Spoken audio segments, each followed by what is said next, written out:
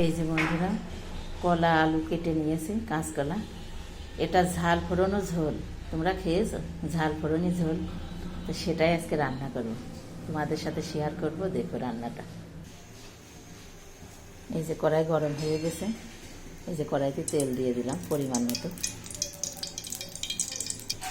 এই কলা আলু কিন্তু আমি ধুয়ে তারপরে কেটেছি। এবার এই যে তেলে ঢেলে দিব। এই যে একটু তেল দিতে হয়, একটু বেশি ভেজে নিতে হয়, নাহলে স্বাদ লাগে না। এই যে দেখো বন্ধুরা, লাল লাল হয়ে গেছে। এবার জল দিয়ে দিব। এই যে ফুটে উঠেছে, একটু লবণ দিয়ে দিলাম পরিমাণ মতো, একটু হলুদ দিয়ে দিলাম। এতে কিন্তু মিষ্টি দেওয়া যাবে না। এবার এটা কিন্তু ঢেলে ফেলবো, ঢেলে ফেলে তারপরে ফোড়ন দেবো আবার। এই যে ফোড়ন দেওয়া তেল দিয়ে দিয়েছি কড়াইতে, শুকনো ঝাল দিয়ে দিলাম।